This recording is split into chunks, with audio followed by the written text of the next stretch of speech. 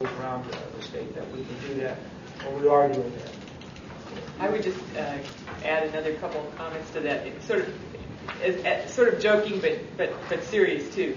Expunge the word latchkey from your vocabulary, or child, or care, and that will do a lot to make people recognize that this is not child care that we're talking about. We're talking about after non-school hour learning opportunities.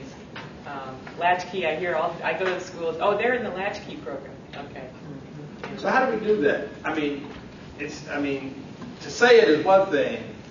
To make it happen is another. So you think of latchkey, just throwing out the ball and they run around and whatever. So we talk about after school. You say we do some specific kinds of child growth and youth development things. So how do we communicate that to the larger community? What after school really is?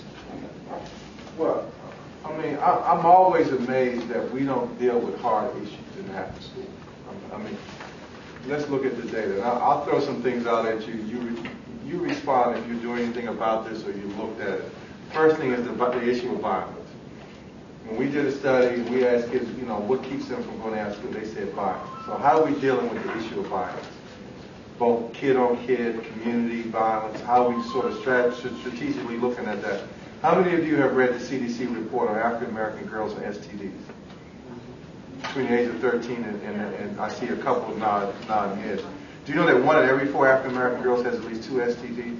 Between the ages of 13, low-income African American girls between the ages of 13 and 16. And one of those STDs is the HPV virus. And this study was actually not done around. It was done to see what is the impact of having this vaccination. Remember, it's been very controversial.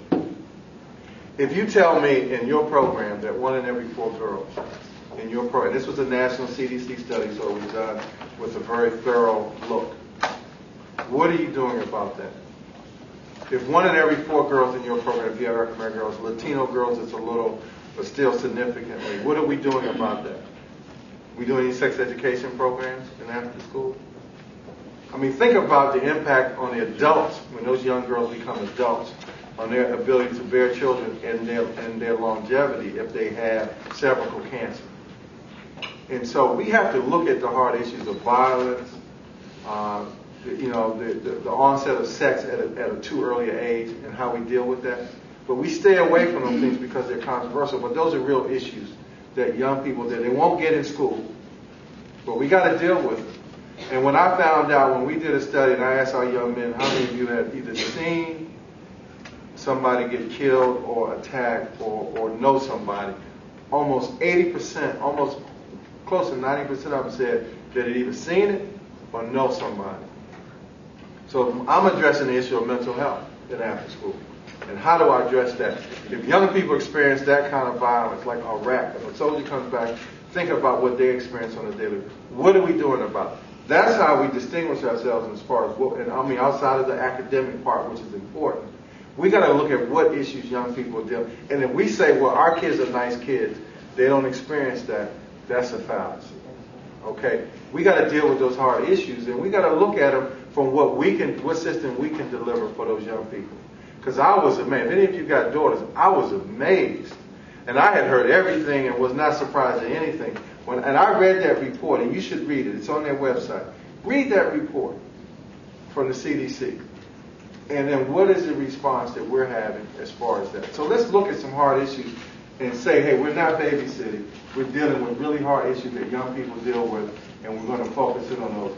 And we can bring experts in the field. If there's some religious concerns about that, we can do some things around that. But let's deal with those issues. Because certainly these young people, if you ask them, they're impacted by it. Right. Thank you. Next question. After-school programming is not possible without funding. What kind of resources are being provided by the Missouri After-School Network, Arts and St. Louis for Kids, and others for grant writing, training for nonprofits? We need some help to get the money. What are you all doing to help us get the money, get the funding? Arches historically has provided provider training classes, provider programs that allow people to do just that.